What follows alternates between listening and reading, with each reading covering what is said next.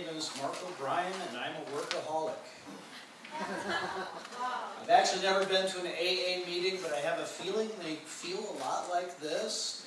You're someplace you really don't want to be, with a whole bunch of strangers, but you've got something in common, and after you start chatting with people for a while, you find there's some really interesting people to talk to. So anyway, good afternoon. My name is Marco Brien. I'm a workaholic. Hi, Marco. My background is probably a little bit different from you guys, and I'm at the end of my teaching career rather than at the beginning, so I'm going to just share some of my thoughts and observations with you today. I first came to Asia in 1995. I taught law at Nanjing University for a year and also worked for a biotech company in Shanghai and took the train back and forth. Like I said, I'm a workaholic. I've got a double bachelor's degree in English and history. One wasn't enough. I've got a master's in business. I've got a doctorate in law. I started a PhD at Chengdong University, but then my job went away. I moved up here, and it was just too far to commute. I came to Taiwan first in the year 2000, did the Bushiban thing. Again, I was working on improving my Chinese. Worked in a high-tech company down in Nantou for about 6 years until everything moved to China and Mexico and Yugoslavia, and my job went away. And I went back to China then and worked there for a while, and you know what? Has anybody ever been to China? Yeah. What do you think about China? China sucks, okay? To put it bluntly, it's foul, it's dirty, it's polluted, people are rude, they try to cheat you all the time, so, you know, Taiwan is a much better place. I've worked in the science park in Hsinchu. You guys are doing the math saying, yeah, I've been here about 20 years. Most of the time I had 2 different jobs, sometimes 3. Usually one of them was a teaching job, and I've done everything from kindergarten up through postgraduate work at the World Trade Center in Taipei. Why did I stay here for 20 years? I keep asking myself that. A lot of it is because taxes here are so low. Right, between China and Taiwan, I went back to the U.S., practiced law for a while. Bill Clinton got elected. We all lost our jobs. I needed something to do. I came here. You know, I made more money in some of my part-time jobs in kindergartens my first year here than I did working as a deputy prosecuting attorney because the taxes here are so low. All right, so there's some very good things about Taiwan. The taxes definitely being one of them. All right, let's see if I can figure out how this thing works. Anybody know Thomas Sowell? Yeah. Tell me who Thomas Sowell is, or still is. He's the smartest man in the world, basically. I love this guy. I'm so sad that he just retired. Chocolate or plum? No, he's chocolate. He's been on like every president's think tank staff from like JFK to I think Clinton, and then I think he got I think at least Clinton. From JFK to Clinton, like Reagan, Carter, Bush one, everybody. Yeah. Yes, and a political commentator, and I loved his columns, and I'm so sad he's not writing them anymore. He's very conservative.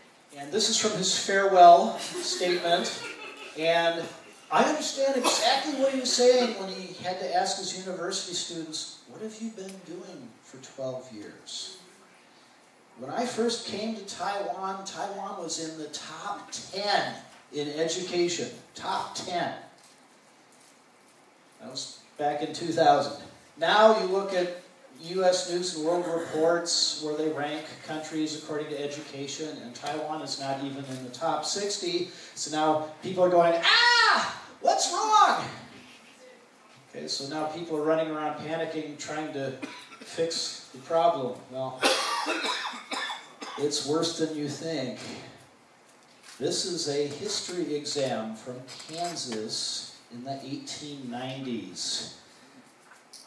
Anybody from Kansas?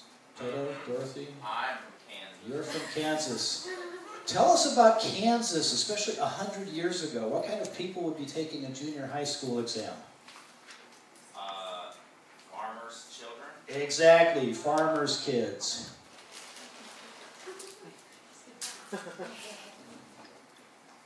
about old candies? They're from Saturday. I didn't give them all away at the winter camp. Probably So, answer that if you want me to. give the epochs, or epochs, depending on your pronunciation, into which U.S. history is divided, an account of the discovery of America. You guys can all do this, right? How about skipping down to the bottom? What happened in 1607? Jamestown, very good. 1620? Very good. The Pilgrims landed at Plymouth. 1800? Only like in America? In the United States, or you can use Europe, sure. That was my major concentration. Morse was invented or something? I don't know. Louisiana. That was when the U.S. Capitol was moved from Philadelphia to Washington, D.C. That's right. I should know that. I know. I should. 1849. Compromise of 1849. The Gold Rush, and 1865. End of the Civil War. All right. Well, you get one too. Plum or chocolate? Which one? Yep.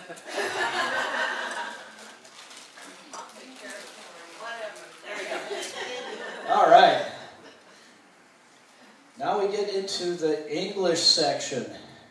I'm just going to step back and let you guys take a quick look. Do you think you could pass this? I don't know what some of this stuff is.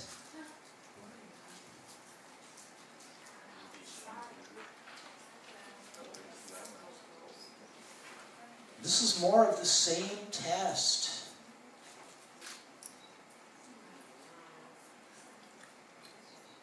Those are just 3 parts of it. I mean, wow.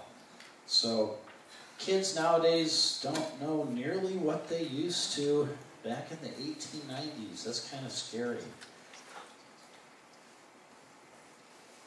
Oh, come on. This is supposed to work. Is it a video or? It's a video, yes. It worked at home. This is supposed to be a video of my students at the Hsinchu National Education University at their terrible little wooden desks. But you walk into the classroom and they're all busy studying and preparing. Nope. No? Nope. Ah, well.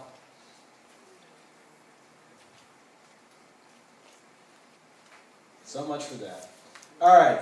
These are students at Dahua University, where I spent 6 years.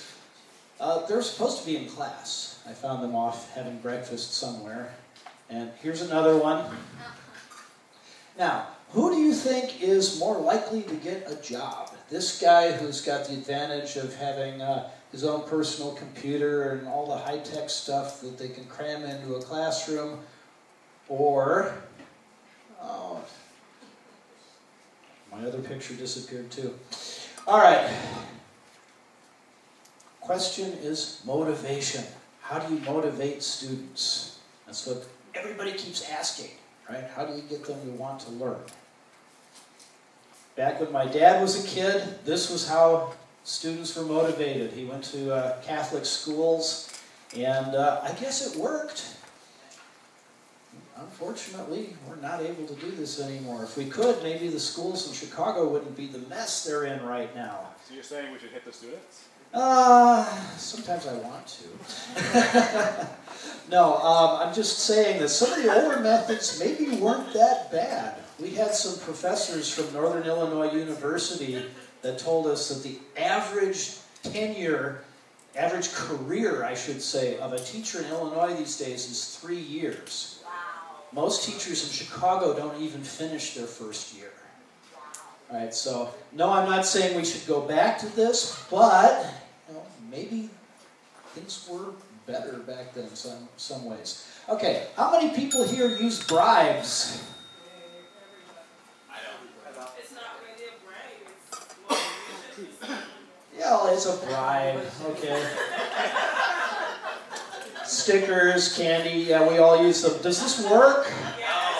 On the little kids, yes. On the older kids, not so much. Research says it does not. Yeah, thank you.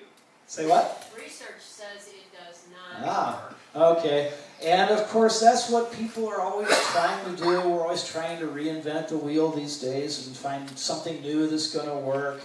All right, I'm old school. My first year playing soccer, we were terrible. We were lousy. By the third year, we went undefeated and we won the championship because we worked our butts off. Nowadays, you know, you show up, they give you a medal. You know, I'm not a big fan of this. This makes the good kids feel resentful, and the bad kids that get something for doing nothing, they feel embarrassed about it. All right, so education and research, they've done everything. You know, what to eat for breakfast, do students get enough sleep, what color should the walls be, and students' performance is still going down. All right, let's see if this works.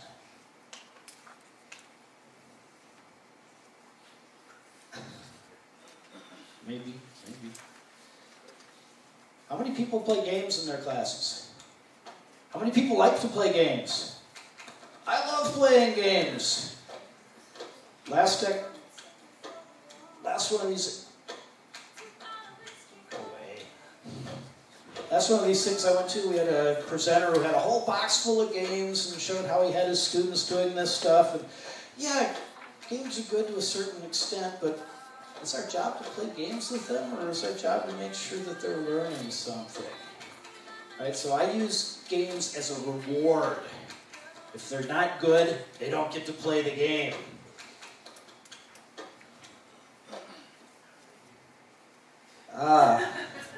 If you're training them to be helicopter pilots, you want good hand-eye coordination? Okay, that's excellent. Good stuff. All right, so as I was saying, what's our job? To have fun or to actually prepare them for life? All right, so I'm trying to encourage you guys to think about this as you're having fun with the kids. And I'm guessing I don't have time for this. Just technology is a wonderful thing. When I'm teaching, Peter Piper picked a peck of pickled peppers, I'll teach them, why is it Peter Piper? Peter the Piper, and I'll teach about family names. My first link here teaches them why people are named John Smith. Blacksmith. What was a smith? Right?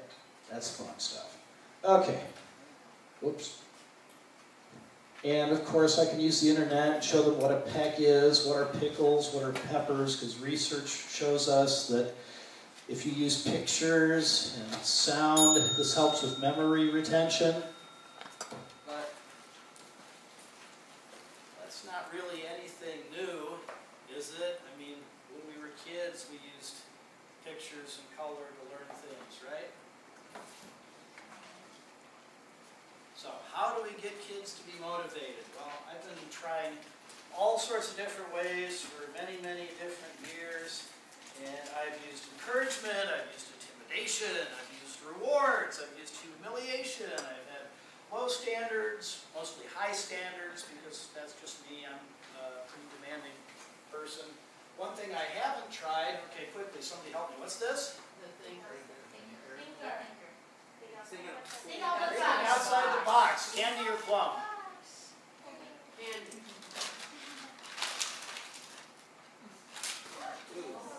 Okay, so I like this approach. This is called what? Carrot stick. Carrot and the stick. Okay, if they're good, give them a carrot. If they're bad, chastise them a little bit. And my quick example here, the one thing I haven't tried yet is one thing that motivates everybody is money. So maybe with these junior high school kids that don't pay attention, don't care, get zeros all the time, a bank account at the beginning of the year. When they're good, when they do what they're supposed to, let the balance go up. If they get zeros on their quizzes and tests, have the balance go down. Even if it's just a little bit of money, that might be something to get their attention, just something to throw out to you.